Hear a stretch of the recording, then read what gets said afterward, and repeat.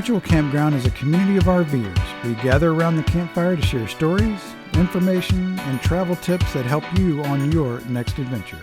Your camp hosts, Deborah and Barry Benton, are full-time RVers in search of quaint bookstores, cozy coffee shops with great Wi-Fi, and epic photography opportunities, all to share with you. So pull up your chair and join us in the Virtual Campground. Welcome to the Virtual Campground. We are so glad you are here. Yes, we are. I am Barry. And I'm Deborah. And so we are currently coming to you almost live from Valley we're live City. Right now. Well, I mean, we are live right now. But we're videotaping. We're video. Yeah. Is that what they call it? Videotaping? Oh, I don't think that's what the I'm cool kids old. call it. Yeah.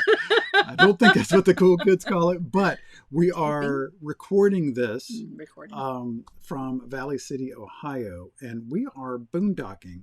Now, we're not really boondocking, technically. We are with true. Boondockers Welcome, but Dan has a 50 amp hookup, for crying out loud. So we're in great. Valley City, in case you want to do this. Is called the Heartland, I think, RV. If you look for it in Harvest Host. Boondockers Welcome, Harvest Host.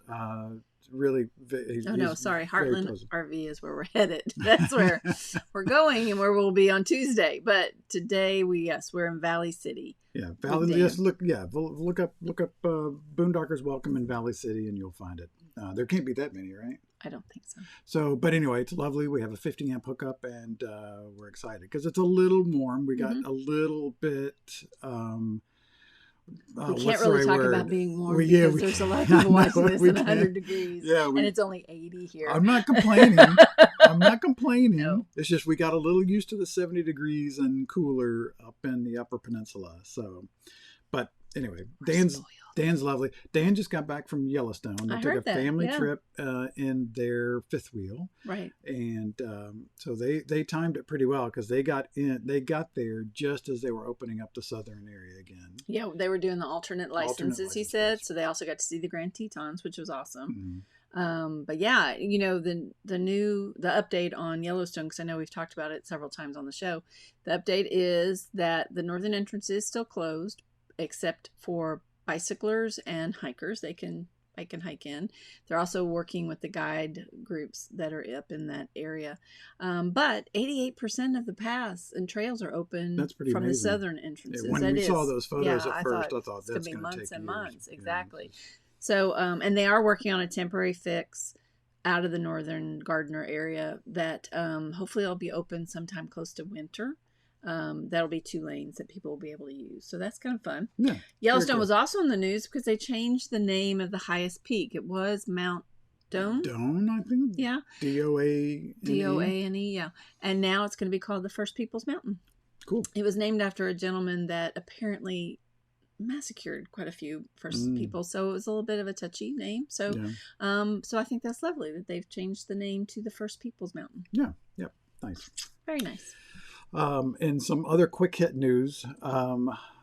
We have so we've had this idea, not this particular idea, but there are cool places that we think RV parks should be that make it more convenient. And the Ocala just Airport, because we want more RV parks. Yeah, I'm not sure if I'm pronouncing it right, but Ocala, Florida, has petitioning to have 64 acres around the airport there to create a luxury RV campground.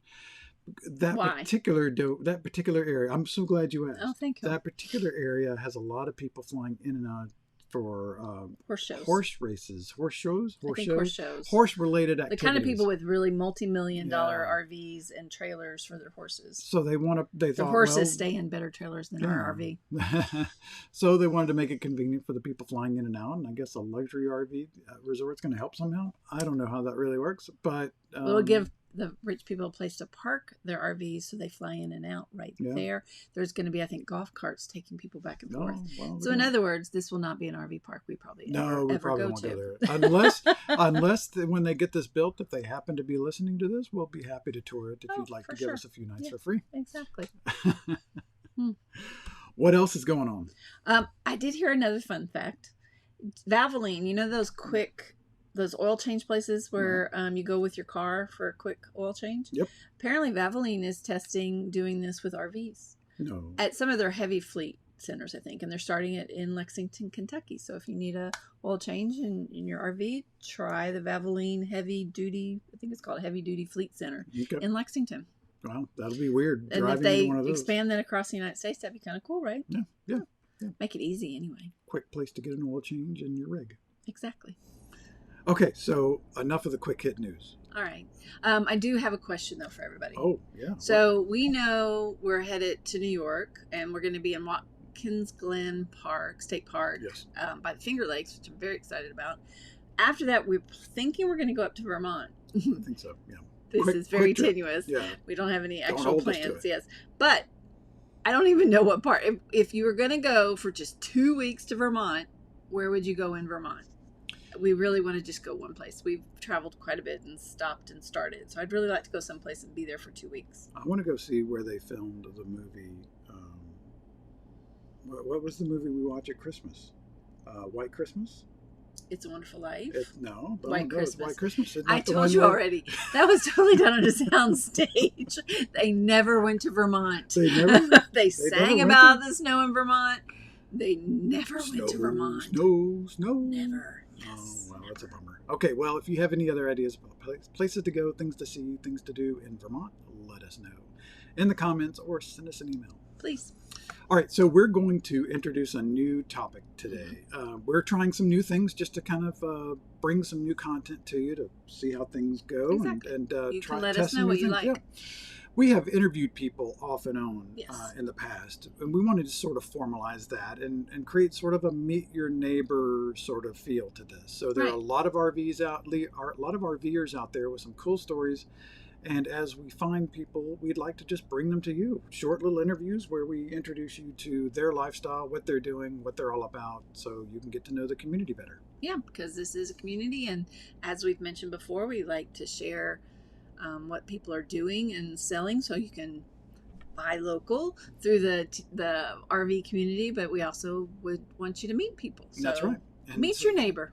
Meet your neighbor, and the first one is Steve Hurwitz, who had a corporate gig for many years, and then tried a couple of odd jobs here and there. He's sort of semi-retired, and he went into training, went down to Texas, got training for some RV repair and inspections, and just living the dream down there in Galveston, Texas, and decided that was a pretty darn good place to live. So, which of course we can't argue, but he is, and he and I have actually exchanged emails for about probably a little over a year. I think actually he had contacted me when he was thinking about becoming a mobile tech, and we put him in touch with somebody we knew who was already a mobile tech, Tom, and they talked, and he knew to find out about the school.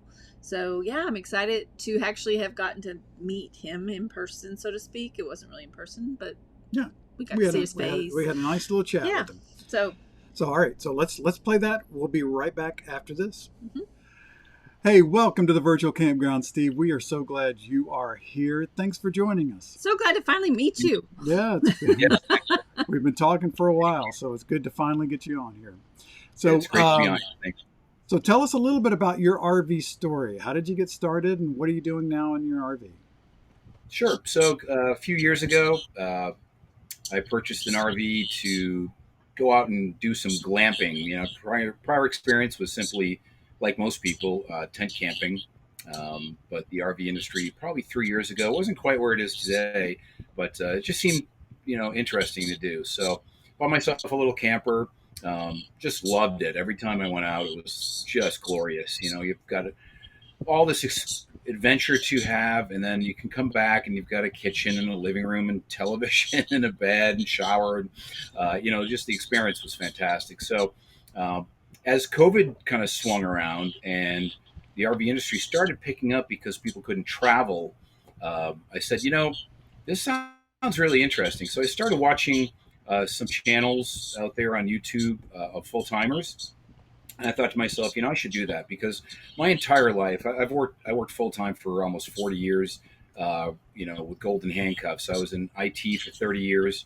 I was in the fitness industry for 7 years and some other places. And, it was always the 9 to 5 job, 8 to 5 job, showing up, having a cubicle, and so on and so forth, like so many people in the country. And, getting that 1 or 2 week vacation where you go off and enjoy some adventures. I wanted to flip that. I wanted to have more of the adventure life, more of the experiences than the tied downness, if you will, of owning a home and being stuck in one location. So that's kind of really where it started from a long, long time ago. And finally, again, COVID came around, and it just happened to be the right time to jump on the bandwagon. So I bought a 38-foot toy hauler, moved into it. My ex-girlfriend and I sold our house, The minimizing, as most people have gone through that, know it's painful at first, but it's very refreshing and very lightening after you've gone through that, and you really get yourself down into this.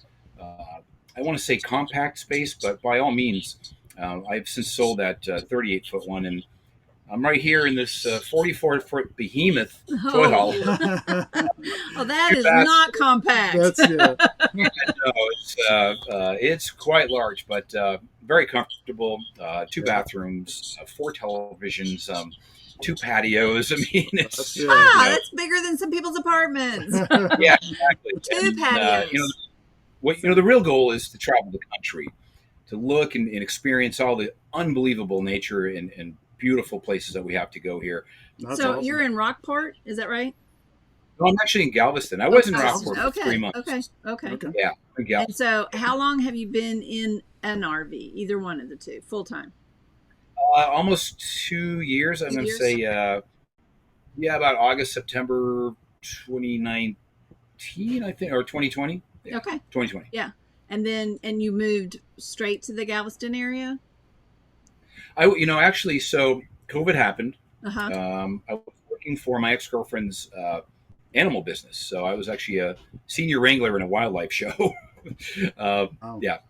Every day I was holding scorpions, tarantulas, pythons, and so on. Oh my. But so I did that for 4 years. COVID hit and her business just tanked. I was sitting there thinking, what am I going to do? And with the RV industry just booming, I said, I'm very mechanical. I'd love to have the freedom to go out there and run my own business. So I actually went to the, if you can see it, the NRVTA, which is the National Recreational Vehicle Training Academy up in Athens, Texas. So that's what brought me from Phoenix to Athens, and that was the first stop. So I was in Athens, Texas for 3 months. That's where I got certified in becoming a recreational vehicle tech. So I'm a full-blown certified RV tech. I also took a solar class, a generator class, and I also got certified as an RV inspector. So I do pre-sales inspections as well. Oh, that's good. After the 3 months in Athens, I didn't want to stay in Athens. I wanted to live by the coast. So from there, I went to Rockport. I stayed in Rockport for 3 months, and I just decided it just wasn't for me. I'm a little more active. It's a little more, there are plenty of RV parks there, but a little more laid back. It's a lot of fishing kind of community down there and so on. It wasn't a lot for me to do. So I decided after 3 months to come up here to Galveston, and I've loved it ever since. There's a lot to do here, a lot of great places to eat, a lot of things to do, and plenty of RV business for me to have a very lucrative career. So, but you do plan on at some point traveling with the toy hauler? Yeah, absolutely. So the goal is to, for my girlfriend. She works full time out of the RV right here. We built an office very similar to Chad and Tara of Changing Lanes. So almost the same setup. We used our Happy Jack sofa area here for back-to-back desks.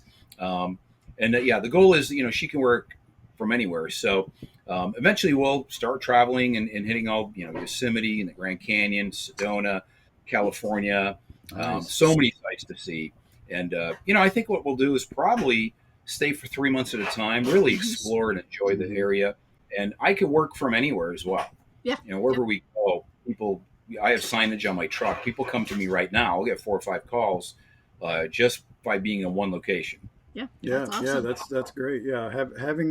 Staying in one place for a while gives you that chance to get people to know you and see that truck more often. And when something comes up, they can call you. And speaking of the maintenance side of things, can you, what are the reasons you get your calls?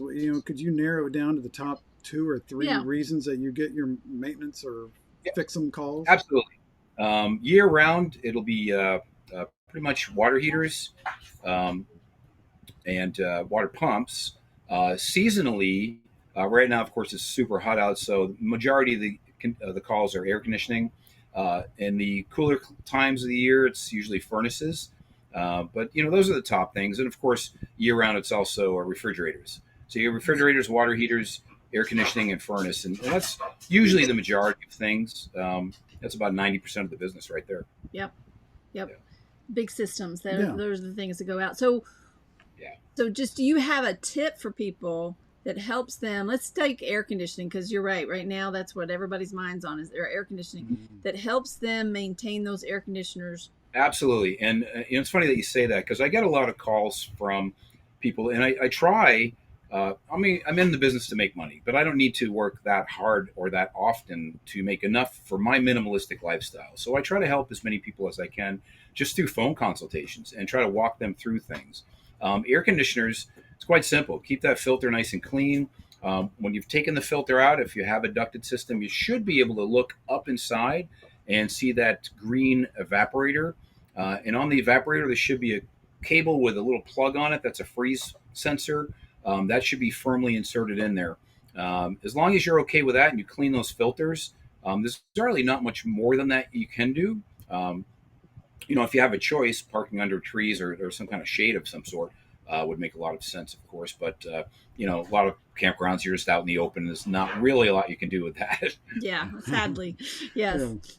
When we first started RVing, we noticed that our rig was getting pretty warm, and we experimented with putting some of that solar reflectant in our cabinets to see if that would help. Do you have any experience with that, and do you think that really does help? Anecdotally, I've heard that, and in this new rig, we've been in here for 3 months, I think.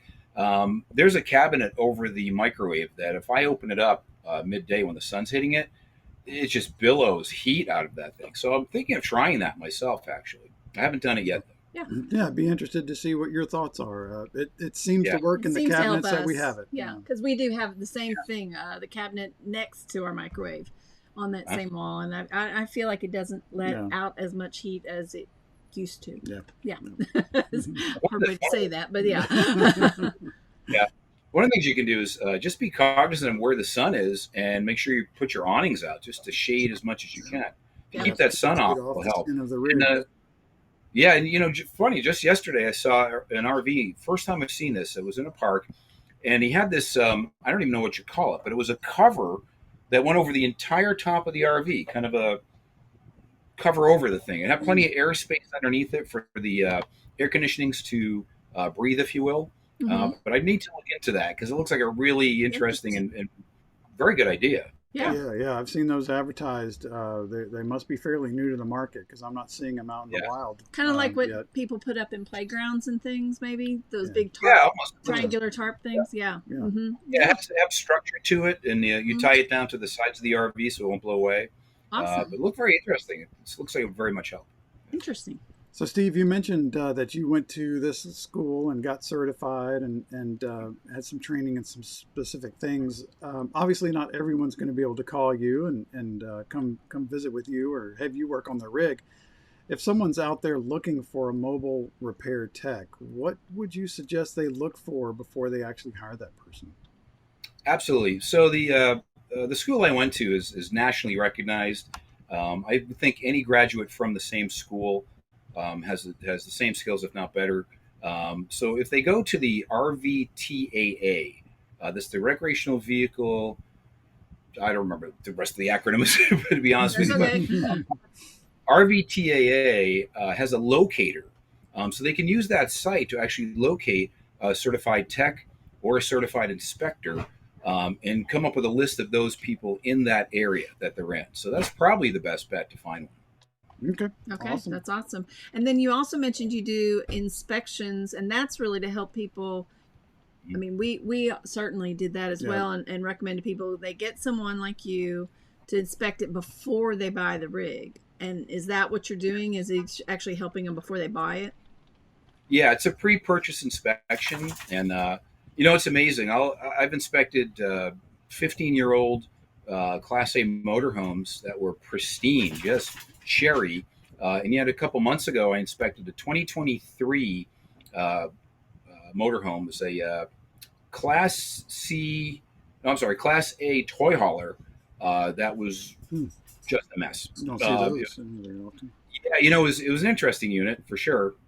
Brand spanking new, a 23 model, and yet this thing was a mess. Wow. Yeah, just a manufacturing nightmare, to be honest with you. So my report, the report's 80 to 100 pages. I got 80 to 100 photos in there. It takes me 8 or 9 hours to do this inspection. That's amazing. So it's, it could be compared to a home inspection, but it's so much more. It's so much more detailed. Every square inch of that, every button, every switch, I'm running every mechanical thing, checking the air conditioning to make sure it's working, checking the furnace, the water pump, making sure nothing's leaking, every single valve, everything on there. Yeah. That's awesome. So, and that brings up a great point.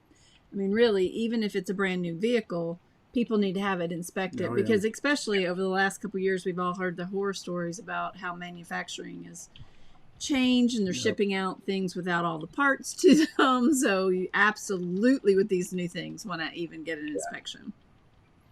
Yeah, I would recommend that. A lot of times, and this isn't to knock the dealerships at all, they're doing as best as they can, to be honest with you. They only have so many techs. They only have so many techs to do PDI, which is a pre-delivery inspection. And part of that PDI process is to prep that unit the last 10 or 15%. So for instance, that brand new 2023, I couldn't test the microwave because when I opened it up, all the things were still in it, wrapped up as if you had just bought it from a store. They would be taking all that wrapping out, putting the glass turntable, and putting the racks in, and so on. So part of that process is connecting up some of the hoses, connecting up some of the plumbing, and so on and so forth. And the dealerships they're just bogged down. So, the dealerships want to sell this unit.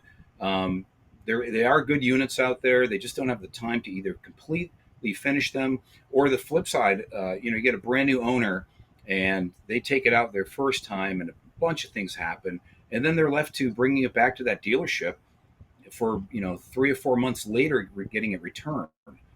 So yeah, it's a tough situation out there right now. I mean, that's really where we come into play, the mobile techs. Yeah. Okay, so you moved into your RV to change up your life and get away from the 9 to 5, and you became an RV tech, so you'd have your own business. How do you balance? Do you still work 40, 50 hours a week, or do you still get to go pursue fun? All right. So the goal was to have fun, right? The goal was to trade things for experiences and adventures. And that's what I've done. And I'm lucky and blessed to live this minimalistic lifestyle, share expenses with my girlfriend. She does work full time, so she's 9 to 5, Monday through Friday. But, I don't, in the way I'm doing things and how lucrative this business is, I don't have to work more than 10 or 15 hours a week to, no more than make ends meet. Let's just put it that way. Before I met her and I was on my own, 15 hours a week, and I was doing great. I had more than enough money to, pay the expenses, go out, have adventures, and have experiences, and that's what I was looking for. I didn't want to work so hard at it. Now I've got peers that went to school with me who do have, wives and children and homes, and they're still building their careers, and they're, in their 30s and 40s. I'm 59 years old. I mean, I'm almost to retirement age. I consider myself semi-retired, and I'm still in the best shape of my life. So, why not go out there, do something physical, something that's challenging. It creates puzzles, which is great. I love puzzles. So I go out there to a new rig or a used rig and try to figure out what's wrong. And so it's entertaining, both, stimulating mentally, but it does give me a lot of freedom. So if I have to work 2 hours one day and then I have the whole rest of the day off, that's a normal day. Awesome. That's awesome. Okay, so you're living in Galveston, which is a popular place for folks to go at winter. Yes. Tell us some place that somebody has to go to when they're in Galveston. Oh, yeah. So Galveston's pretty cool. There's a pier in Galveston, Pleasure Pier. And if you didn't know better, you'd think it was Santa Monica. It's extended out. It's got roller coasters and rides and things like that. So that's a really fun area. There's another place called the Strand, and that's just a street in the downtown area that, again, if you didn't know better, you think you were in New Orleans. It's very much like, the main street in New Orleans with little shops and places to go and a ton of history. And if somebody were to visit Galveston, I would highly recommend that they take one of the zombie tours. And I know it sounds funny, but the zombie tours actually, they tell you all about the history of the hurricanes back in the 1900s and all, what happened, and the big families and so on and so forth. So it's really interesting. There's a lot of buildings still downtown that are from way, way back then. Mm-hmm. It's quite a history of pirates here on the island and so on. So it's really kind of fun. Very awesome. Cool. Very cool. Well, thanks for that tip. We might be seeing you. We might be That's in right. the Galveston area December, South Texas. maybe. Yeah. Yep. Okay, so tell folks where they can find you. Yep. So I'm here in Galveston. So TekRV.com. Or call 520-979-8878. But I'm on Facebook, I'm on Instagram, I'm on LinkedIn. I've got a lot of, I'm on Yelp and the iPhone maps and Google. You can search for me there. So a lot of places to find me. So do they search for TekRV or do they search for your name? They can search for TekRV, TekRV. Okay, Yep. perfect. And we'll put that in the show notes as well, so folks will know how to find you. Yeah. Steve, we can't thank you enough for coming on with us. Really appreciate the information you shared. It was so nice meeting you. Yes. And, thanks for everything. Likewise. Thank you for having me on. Sure. Take care. All right. Well, that was pretty cool. That was awesome. Yeah, that was nice. Steve's a really nice guy, and we have some ideas about Galveston and someone to go hang out with in January. That's right, exactly. He may not still be there because he does have a home on wheels, but we'll see. Yeah, right now he seems to be he'd be there. And besides, where else do you want to be in January if you're a full-time RVer, but somewhere in the South? That's right. Anyway, okay, I have a trivia question just to see if you're paying attention. Oh, that's right. This is a test. Where did he first live when he moved to Texas? Oh, yes, because we've already mentioned Galveston. Right, so Galveston. it's not Galveston. No. Exactly. Okay. So put it in the comments. Either if you're watching this afterwards, put it in the comments below or in the chat, and you will get 1,000 internet points for getting it right. Wow. One day we're going to figure out a way to pay off these internet points. I know. Keep track of them. Keep track of them. You never know. Mm-hmm. Yeah, it might be like Bitcoin. Might be worth a lot of money one day. Who Or knows? nothing. All right, so this week's episode brought to you by Benton Downs Photography. So let's take a quick break and...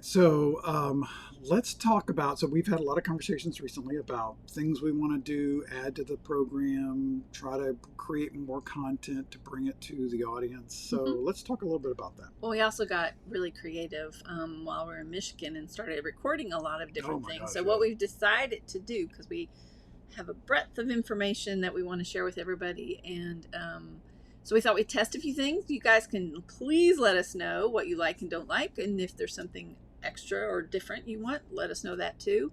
But what we thought we would do is on every show have a sort of weekly short, so to speak, a short segment that might cover things like photography tips or cooking, a travel hint of the week, or a campground review, or everybody knows I'm really into books and bookstores. Maybe we'll talk about our tour bookstore. Or a book review. Short. Yeah, or a book review. I could do that.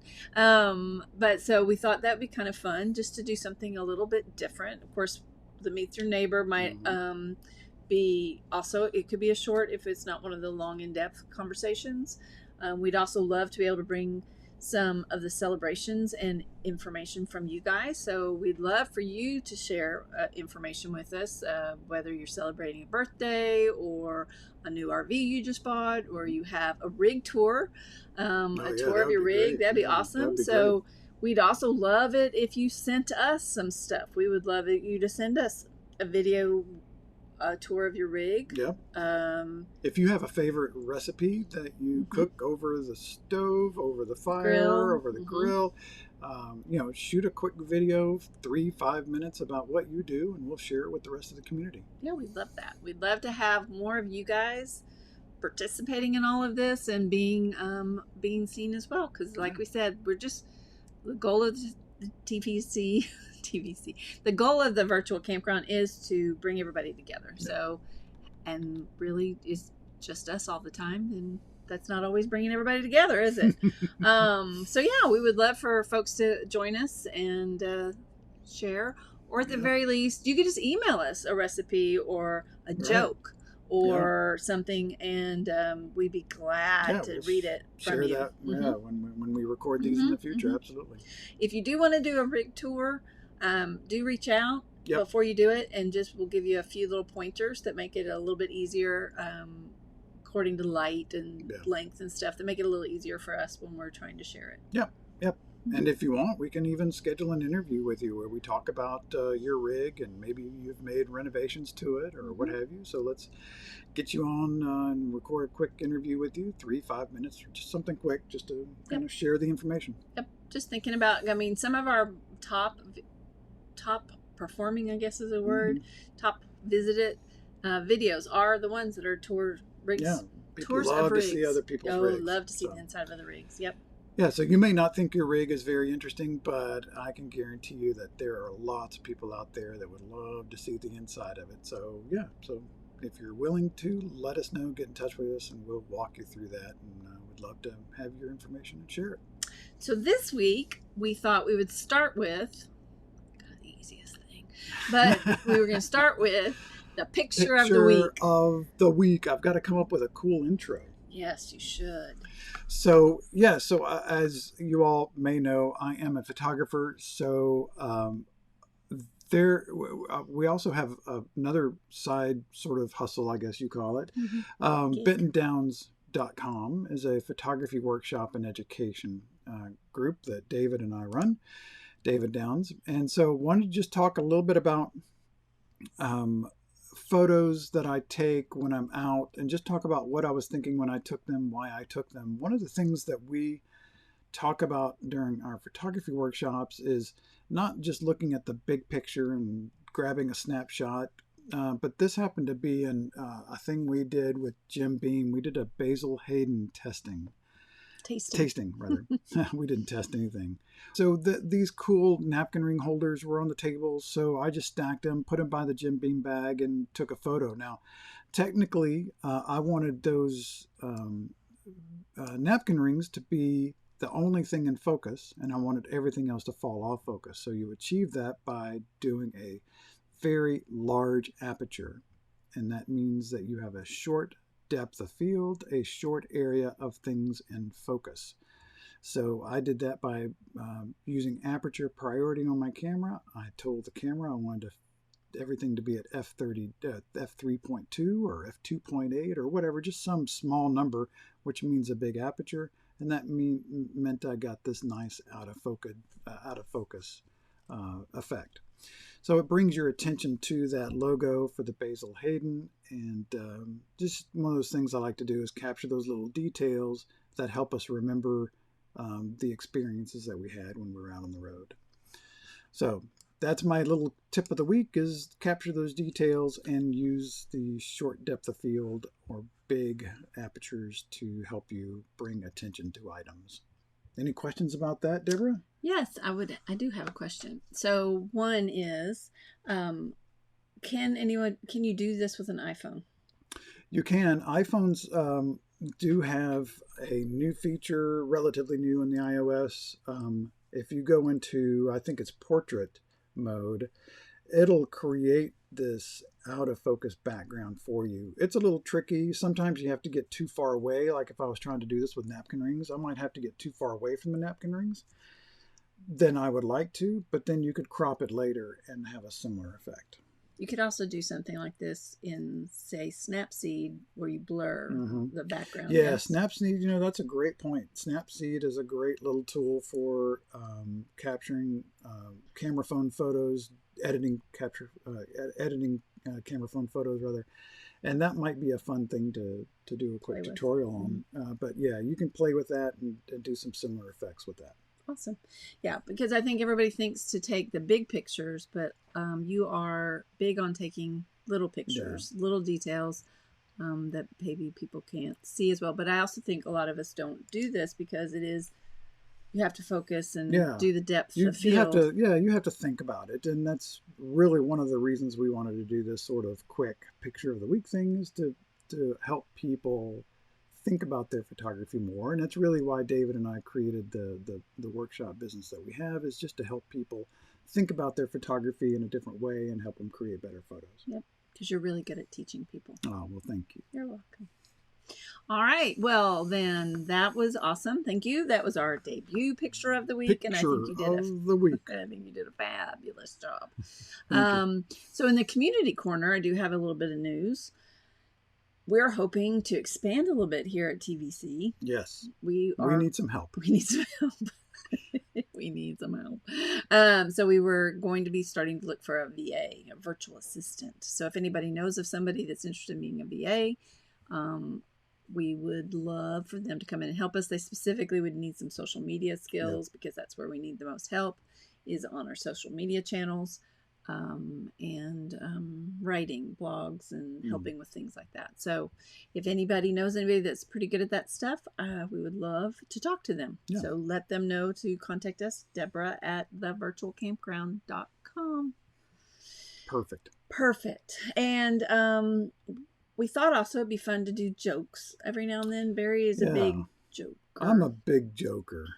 That doesn't sound right. No, it doesn't. No.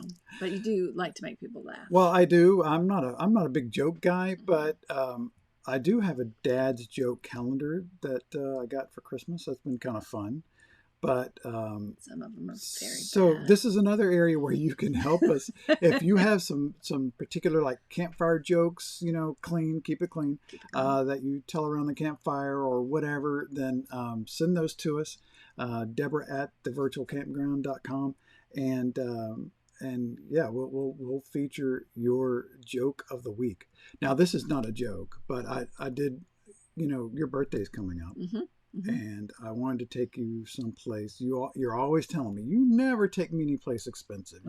All the time. So it's just all the time, every day. You never take me any place expensive. So you know where we're going for your birthday? Nowhere. We're going to a gas station. That's an expensive place. Boom. So your jokes have to be better than that one. But that's what we're talking about. Goofy jokes that seems an appropriate joke at this time. That's right. As we just filled up the gas tank today. Ouch. Almost $500 worth of diesel. Crazy. Okay, and then I have a question I want to ask everybody to give me an answer to, either in chat or in the comments below. I just want to know, what is your favorite thing you've done in your RV to renovate it, to change it, to make it your own? Could be a major renovation. It could be a small renovation. So, for instance, we've done peel and stick wallpaper in the bedroom. Yeah. It's a very pretty blue that I really like. That makes me happy when I see it, because the beige walls were not making me happy. So, stuff like that. Just share in the comments and let us know. If you want to send me a picture of it, I would love to see it. Deborah at thevirtualcampground.com. Yeah, and you recently redid our bathroom as well, put in some cool wallpaper in there. So we'll talk about that in a future episode. So that was very cool. Yep. Okay, so next week, we've just spent time going through about 6 weeks. The mitten. I'm not sure which way. The mitten and Upper Peninsula of Michigan. Mm-hmm. Yeah. I'm not sure. I'm backwards. Maybe this way backwards, yeah. Okay. I think they get the idea. So we just spent... the only state where they literally look at your hand and tell them, are you there or there? So we've spent, 4, 5, 6 weeks in Michigan. It was such a lovely state, and we had a great time. So there's a lot to cover. So we're going to start dissecting our visit to Michigan and sharing some tips and things along the way that we learned and saw and things to do. So stay tuned for that. And the first one is going to be the eastern side, Holland area. Yeah, Holland. First in our Michigan series, let's call it. And you will be hearing about pasties, because that's not yet. Thing. That's not in Holland. UP. We didn't do but in the UP, stay tuned. That's what you call a teaser in the business. So sometime in the next few weeks, we'll be giving reviews of the local delicacies and campgrounds that we stayed in. So, and I have to say, just a little preview here. Yeah. Michigan state parks. Yeah, they rock. They're lovely. They're wonderful. Yeah. Anyway, okay. We had a great time. More on that. All right. All right, so I think that's about it. Yes. Other than if you could do us a favor, share our information with your travel-loving friends in Facebook. We have a Facebook group, a couple of Facebook groups. Share those links with your friends. Introduce people to us. We love it when Share people join this our group. channel. Oh yeah, share this YouTube channel. Let us know if you need to know how to do that. But we love it when new people join us. So help us get the word out. Thank you so much for your support. But I think that's just about does it, right? Well, we're going to have an outro. We're having an outro mostly so we can talk to you yeah, in chat. So stay tuned for the outro here. Be chatting with us. And yeah, we'll stay on and say goodbyes during that. And I think that's it. Right? That's it. Is that it? Please leave comments in the comments. Those are always really helpful. Give a thumbs up to this particular show. That's right. And any videos you watch, please always give a thumbs up. And that's it. So thanks for being here. Really appreciate it. And until we can meet you in person one day, we hope to see you in the virtual campground. See you around the campfire.